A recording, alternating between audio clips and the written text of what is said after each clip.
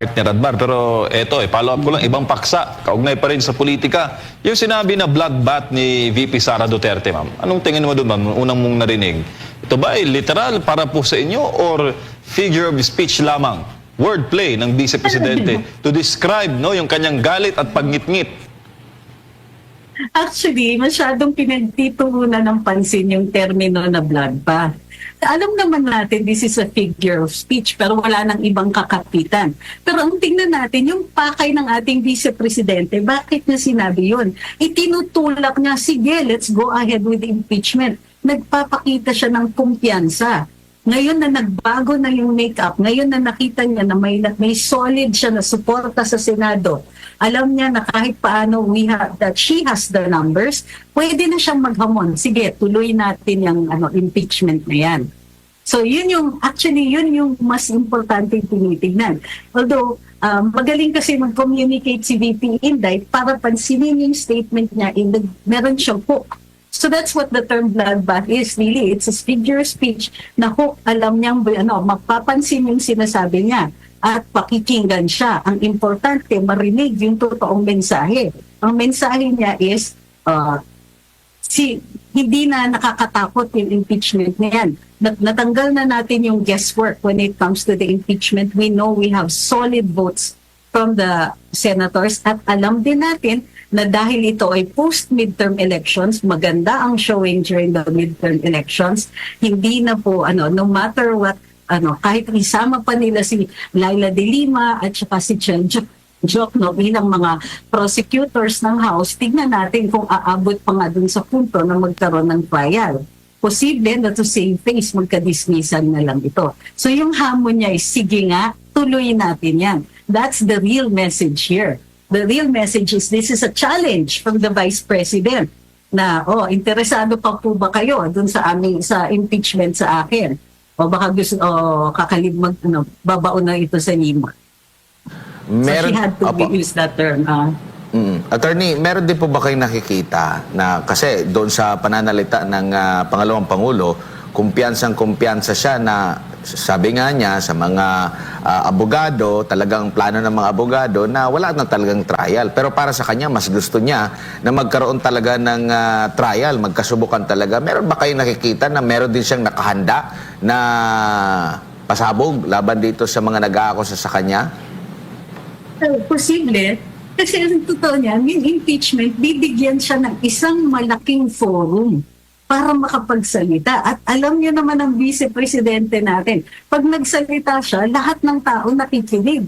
Ngayon, bibigyan lang nila ng isang malaking audience ang ating Vice Presidente at isang pagkakataon na makikita siya araw-araw, siya yung national victim dito. At ang mga traidor, ang mga villains ay yung mga kalaban niya.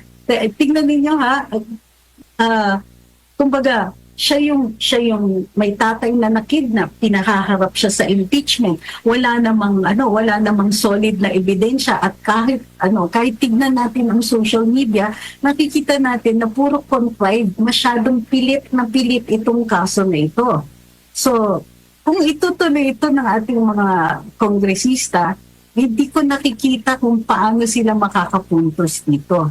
Well, this is a built-in platform, especially for the Vice President, Hello 2028. Opo, ano naman ang masasabi nyo dun sa mga may hina yung comprehension na ginagawang literal po at sinasabi pa na hindi magandang ehemplo para sa mga kabataan. Pero kung pagbabatayan mo naman yung tanong, kaugnay doon sa paghahanda nung mga defense team, nung mga abogado niya. Wala namang sinasabi doon na kung ano pa man, kundi bakbakan siguro dyan sa impeachment trial, attorney. Dapat maging mabait si VP, partner, kaya sinabi ng interviewer. Kasi kailangan nilang itawid yon doon sa kanyang so-called threat na isa doon sa articles of impeachment. Para gusto nila na hindi magmumukhang victim si VP Inday, imbes na magmumukha siyang marahas. Pero isang tingin mo na, tingnan niyo naman ang ating Vice Presidente, prinsesang-prinsesa yung itsura. So, the looks notwithstanding, mahihirapan silang itawid yon. At kitang-kita naman ng mga tao na medyo pinipilit na lang nila itong terminong blood bath na ito.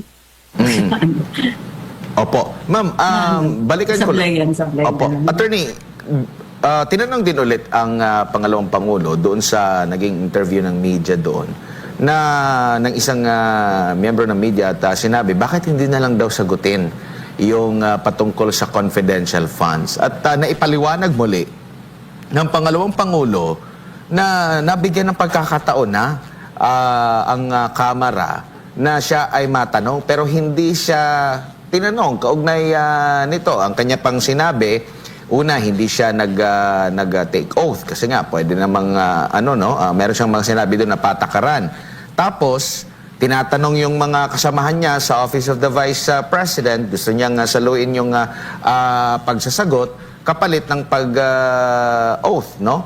Kaya nag-take oath siya.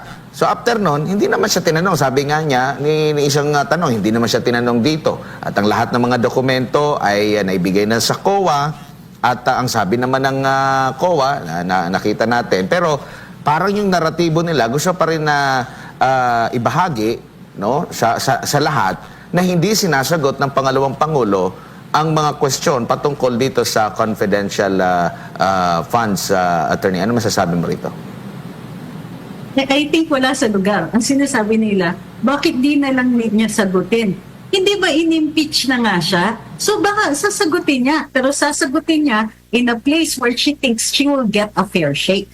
Kasi kung doon siya sumasagot sa Kongreso, where you are constantly interrupted, tapos itinatakot yung mga tao ninyo, kinukulong yung mga tao mo, ang daming karahasan, oppression, a very oppressive yung atmosphere ng Kongreso. Hindi siya talaga conducive to any fair game.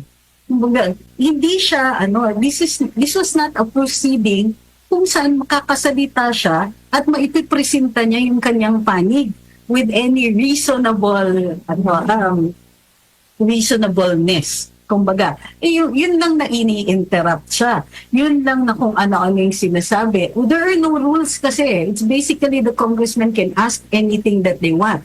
O ngayon, di sige, ayaw niyang sumagot. This way, she gets to control it. It is a much more controlled venue. Andyan siya sa impeachment trial. She has lawyers to defend her. There are set rules at saka there's 23 judges who will weigh in on whether or not fair yung katanungan nila. Hindi lang yon, hindi na nila pwedeng i-threaten yung mga tao ni VP Inday with contempt. Wala sa kanilang biglaan na lang mai-issuean ng contempt order. What she did was she took it to a venue where it's going to be more fair. And para sa akin, that's the reason di siya sumagot. At naiinis lang kayo, kaya nagagalitin. Ba't di nyo na lang sagutin? Sasagutin niya. Nobody said that she wasn't going to answer, but she will answer in the Senate trial.